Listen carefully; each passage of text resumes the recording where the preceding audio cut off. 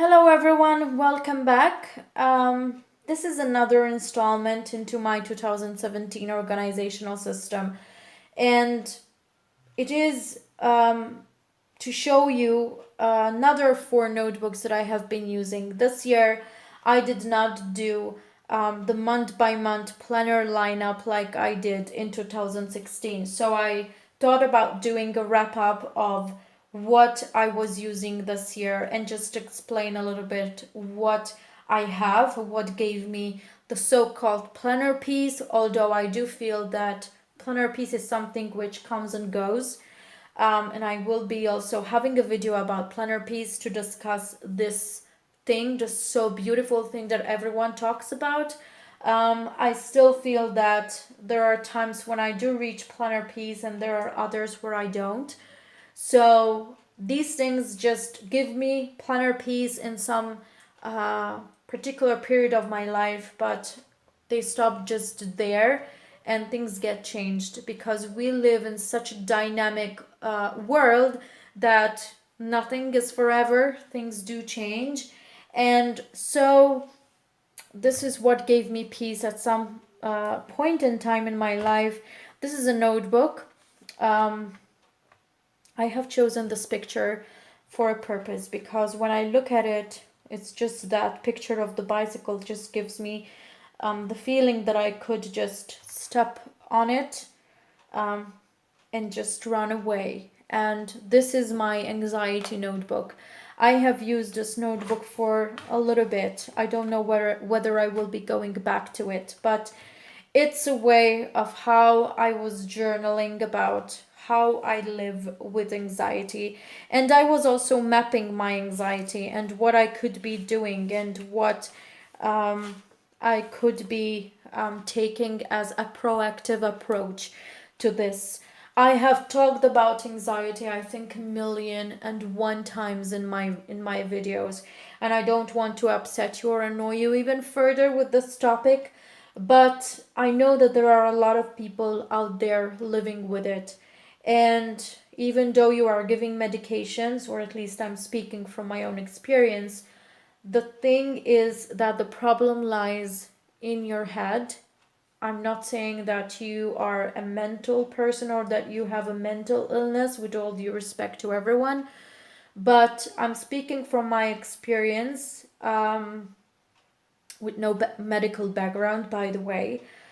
I am constantly and on a daily basis struggling with anxiety, but also trying to find ways and means on how to control it. And you can never and you should never give to it. You should never leave it enough space to work on you, and you have always to try to struggle to fight it back.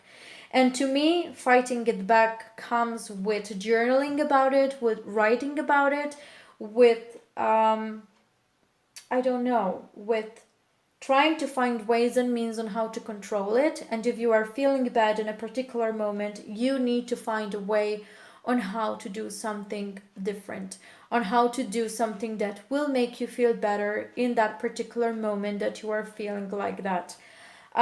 So the first thing that I've done is I have read a lot of articles online about how to deal with anxiety, and I have jotted down my notes and I have come up with my personal list, which is an 18 point on how to deal with anxiety.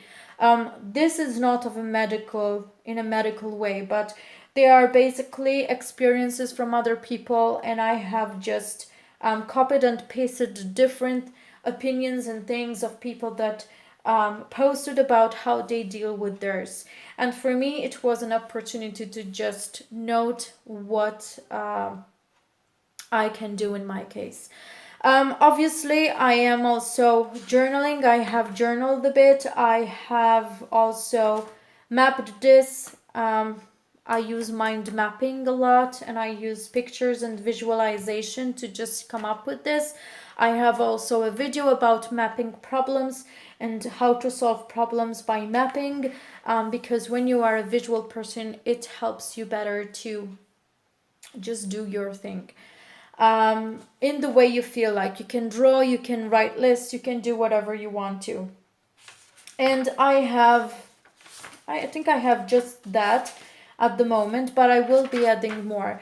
It's been a bit of time since I have stopped using it. I have used it, you can see there are a few pages used from it, but I will be continuing to do that.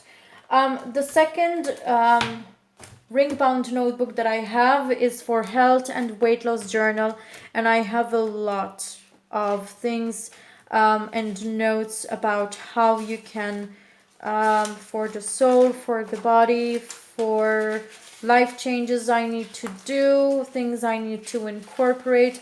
So this is a way on how am I journaling about my weight loss, which so far has not been that much successful because I have not been dedicated a lot to it. But anyway, this is my weight loss and measurements. There is another section about exercise tracker and there is notes. So I have a lot, and I have also set up this A5 daily being healthy tracker, and I have these times allocated. To be honest with you, at the back there is also how many cups of water I have taken.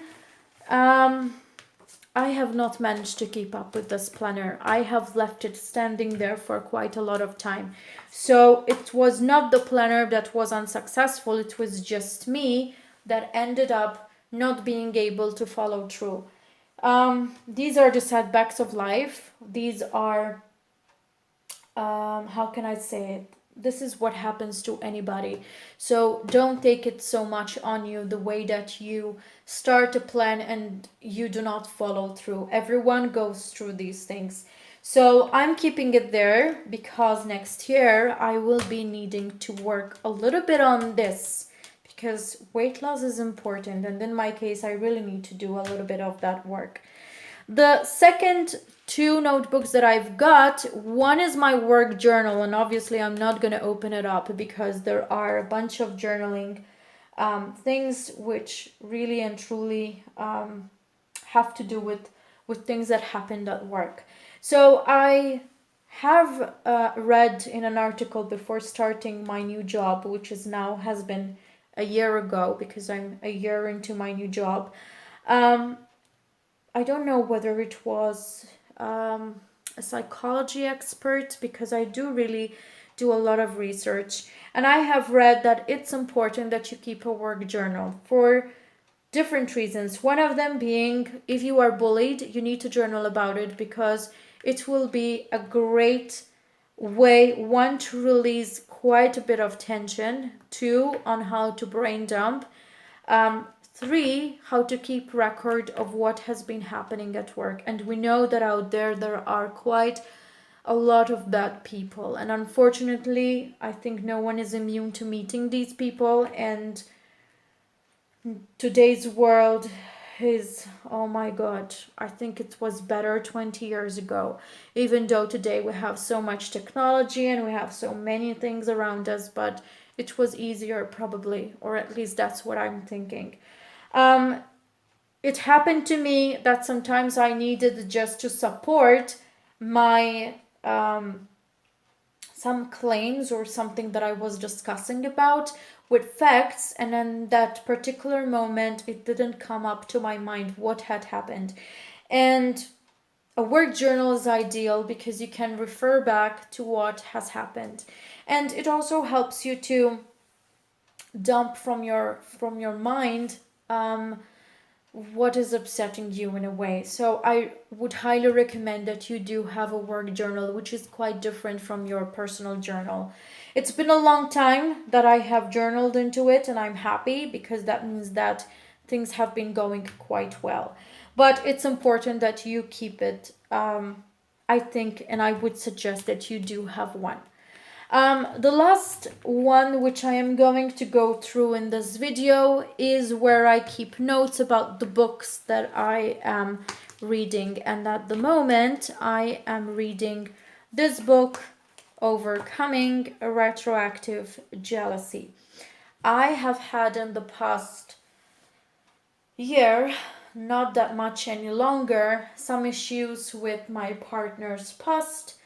Like everybody else, he has a past, I have a past, but sometimes you feel anxious about that, or you feel that there is something you don't like of their past, and there are times when you feel depressed about it, or you feel like that you will not be able to keep up with it. I don't know. So I started researching and I came across this book. I'm not doing any advertising for this writer because it's nothing promotional at the end of the day, but it's something that I am reading at the moment. It's a guide to getting over your partner's past and finding peace. To be honest, the moment that I am, I think, in the last pages of this book, the moment that I have started reading it, I was very, very reluctant to understand and um, to take any advice and to take what is written in this book as the truth. But as I went on with the pages, I could relate to a lot of things that he was writing about. And putting into act what he has been saying in this book helped me. And with time, I just started accepting quite a lot of things. Everyone has different situations, everyone has different opinions. Obviously, I'm not going to go into the opinions and ideas and things of any other person, but sometimes these things happen, and I like self-help books a lot. I love reading. I don't have a lot of time to read, to be honest, because I have quite a hectic um, schedule to go through, but if I have the time, I love to read books about anything which is sociology or psychology and these things. So the self-help books helped me a lot even to think about different things. I don't know whether this could be a book good for everyone, but in those times when I had some questions, when I had some issues with accepting what happened in the past, I just went to this book and it really and truly did help me. I'm not advertising this book, as I said, because it's not promotion, it's not by any means or by any method sponsoring this video, but it's something that I am reading at the moment. I'm also reading another book, which is Princess More Tears to Cry from Jean Sasson. I like books from Jean Sasson a lot because they give an insight into other worlds that maybe we don't know so much about. So I'm not advertising anything, I'm just speaking about the books that I am reading at the moment. I hope that once again I have managed to give you a bunch of ideas about the notebooks you could be keeping in your stash of planners and organization. And until the next video, stay there, be there, because there will be a lot of other videos coming up. I have a huge list that I need to film. And take care. And if you are watching this in the new year, also happy new year in whatever month you are in. And God bless you and take care of yourselves. Bye.